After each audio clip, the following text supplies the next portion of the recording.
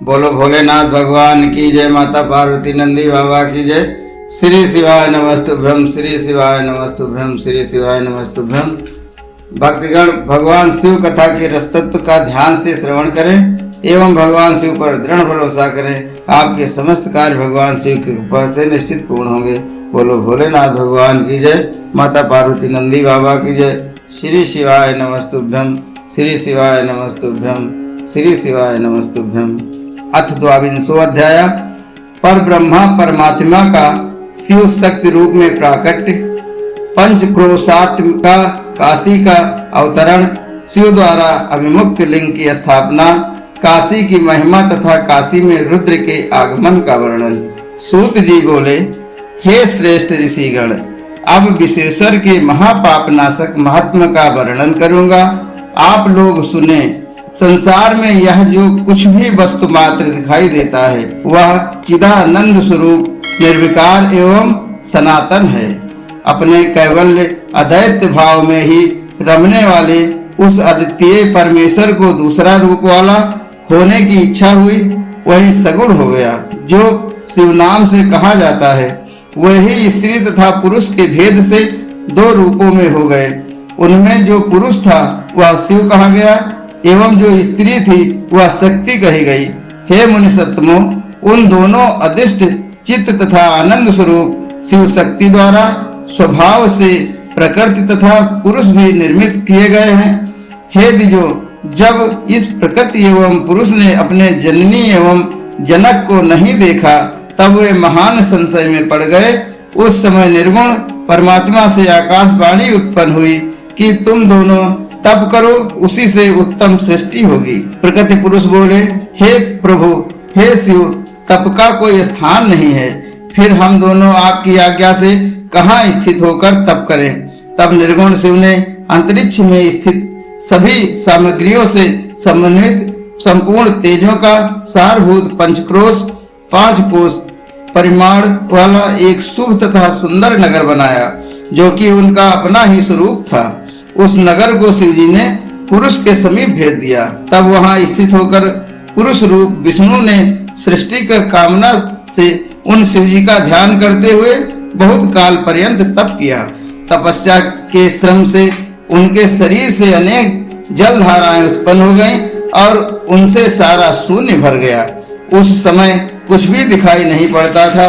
बोलो भोलेनाथ भगवान की जय। माता पार्वती नंदी बाबा की जय। श्री शिवाय नमस्तुभ्यम, श्री शिवाय नमस्तुभ्यम, श्री शिवाय नमस्तुभ्यम। इसके बाद विष्णु ने देखा कि यह आश्चर्य दिखाई दे रहा है। तब इस आश्चर्य को देखकर विष्णु ने अपना सिर हिला दिया। तब विष्णु के कान से उनके सामने एक मणि गिर पड़ी। वही मणिकर्णिका नाम से एक महान तीर्थ हो गया।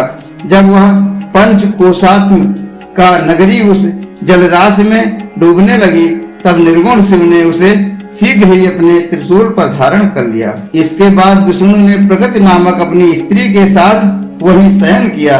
तब शंकर की आज्ञा से उनके नाभि कमल से ब्रह्मा प्रकट हुए। तब उन्होंने शिव की आज्ञा पाकर अद्भुत सृष्टि की रचना की। उन्होंने ब्रह्मांड में 14 लोकों का निर्माण किया। मुनियों ने इस ब्रह्मांड का विस्तार 50 करोड़ योजन बताया है। ब्रह्मांड में अपने अपने कर्मों से बंधे हुए प्राणी मुझे किस प्रकार से प्राप्त करेंगे, ऐसा विचार कर उन्होंने शिव जी ने पंचकोशी को ब्रह्मांड से अलग रखा। यह काशी लोक में कल्याण करने वाली, कर्म बंधन का विनाश करने वाली, मोक्ष तत्व को प्रकाशित करने वाली, ज्ञान प्रदान करने वाली तथा मुझे अत्यंत प्रिय कही गई है। परमात्मा शिव ने अभिमुक्त नामक लिंग को स्वयं स्थापित किया और उससे कहा, हे मेरे अंश स्वरूप, तुम्हें मेरे इस क्षेत्र का कभी त्याग नहीं करना चाहिए। ऐसा कहकर स्वयं सदाशिव ने उस काशी को अपने त्रिशूल से उतारकर मृत्युलोक संसार में स्थापित किया। ब्रह्मा का एक दिन पूरा होने पर भी उस काशी का नाश निश्चित ही नहीं होता। हे मुनियों, उस समय शिव जी उसे अपने त्रिशूल पर धारण करते हैं। हे द्विजों, ब्रह्मा द्वारा पुनः सृष्टि किए जाने पर वे काशी को स्थापित करते हैं। सभी प्रकार के कर्म बंधनों को नष्ट करने के कारण इसे काशी कहते हैं। अभिमुक्तेश्वर नामक लिंग काशी में सर्वदा स्थित रहता है। यह महापातकियों को भी मुक्त करने वाला है। हे मुनीश्वरों, अन्यंत्र मोक्ष प्रद क्षेत्रों में सारूप्य आदि मुक्ति प्राप्त होती है, किंतु यहाँ प्राणियों को सर्वोत्तम सायुज्य मुक्ति प्राप्त होती है। जिनकी कहीं गति नहीं होती उनके लिए वाराणसी पुरी है। महापुण्यदायिनी पंचकोशी करोड़ों हत्याओं को विनिष्ट करने वाली है। सभी देवता लोग भी यहाँ मृत्यु की इच्छा करते हैं, फिर दूसरों की बात ही क्या है। शंकर को प्रिय यह नगरी सर्वदा भोग एवं मोक्ष को देने वाली है। ब्रह्मा विष्णु सिद्ध योगी मुनि तथा त्रिलोक में रहने वाले अन्य लोग भी सदा काशी की प्रशंसा करते हैं। हे महर्षियों, मैं काशी की संपूर्ण महिमा को 100 वर्षों में भी नहीं कह सकता, फिर भी यथाशक्ति वर्णन करता हूँ। जो कैलाशपति भीतर से सत्वगुणी, बाहर से तमोगुणी कहे गए हैं तथा कालाग्नि रुद्र के नाम से प्रसिद्ध हैं, वे निर्गुण होते हुए भी सगुण रूप में प्रकट हुए शिव हैं। उन्होंने अनेक बार प्रणाम करते हुए शंकर से यह वचन कहा था। रुद्र बोले, हे विशेषर, हे महेश्वर, मैं आपका हूँ, इसमें संदेह नहीं है। हे महादेव, मुझ पुत्र पर अम्बा सहित आप कृपा कीजिए। हे जगन्नाथ, हे जगतपति, लोक कल्याण की कामना से आप यहीं पर सदा निवास कीजिए और सबका उद्धार कीजिए, मैं यही प्रार्थना करता हूँ। सूत जी बोले, तदंतर मन तथा इंद्रियों को संयत करने वाले अभिमुक्त ने भी बारंबार शिव की प्रार्थना करके अपने नेत्रों से आंसुओं को गिराते हुए प्रसन्नता पूर्वक शिव से कहा। अभिमुक्त बोले, हे देवादेव, हे महादेव, हे काल रूपी रोग को उत्तम औषधि सचमुच आज त्रिलोकपति हैं और ब्रह्मा तथा विष्णु आदि के द्वारा सेवनीय हैं। हे देव, आप काशीपुरी में अपने राजधानी स्वीकार कीजिए और मैं अचित्त सुख के लिए आपका ध्यान करता हुआ यही निवास करूंगा। बोलो भोलेनाथ भगवान की जय, माता पार्वती नंदी बाबा की जय। श्री शिवाय नमस्तुभ्यम, श्री शिवाय नमस्तुभ्यम। आप ही मुक्तिदाता एवं कामनाओं को पूर्ण करने वाले हैं, दूसरा कोई नहीं। इसलिए आप लोकोपकार के लिए पार्वती सहित सदा यही निवास करें। हे सदाशिव, आप यही निवास करते हुए संसार सागर से सभी जीवों का उद्धार कीजिए और भक्तों का कार्य पूर्ण कीजिए, मैं आपसे बारंबार प्रार्थना करता हूँ। सूत जी बोले, इस प्रकार उन विश्वनाथ के द्वारा प्रार्थना किए जाने पर सबके स्वामी शंकर जी लोकोपकारार्थ वहीं भी निवास करने लगे। जिस दिन से वे हर काशी में आए तभी से वह काशी सर्वश्रेष्ठ हो गई। बोलो भोलेनाथ भगवान की जय, माता पार्वती नंदी बाबा की जय। श्री शिवाय नमस्तुभ्यम, श्री शिवाय नमस्तुभ्यम, श्री शिवाय नमस्तुभ्यम, श्री शिवाय नमस्तुभ्यम, श्री शिवाय नमस्तुभ्यम। अरे लुटा दिया भंडार काशी वाले ने, लुटा दिया भंडार काशी वाले ने, कर दिया माला माल काशी वाले ने। लुटा दिया, हाँ लुटा दिया, हाँ लुटा दिया भंडार काशी वाले ने, कर दिया माला माल काशी वाले ने। हर हर महादेव, हर हर महादेव, हर हर महादेव।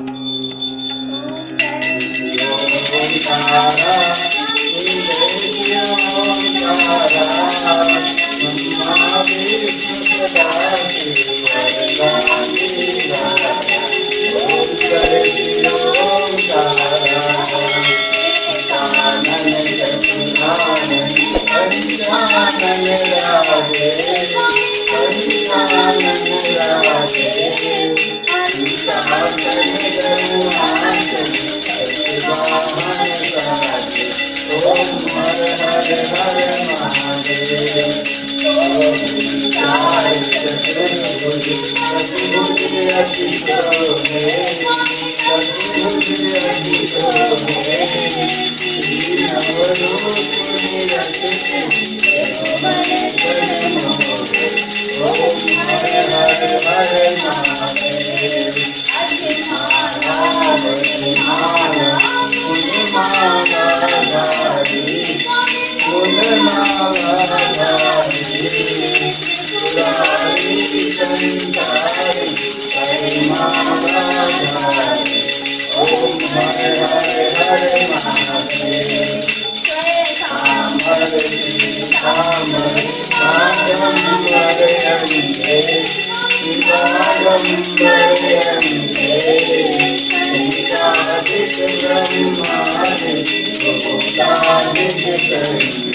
ओम हरे हरे हरे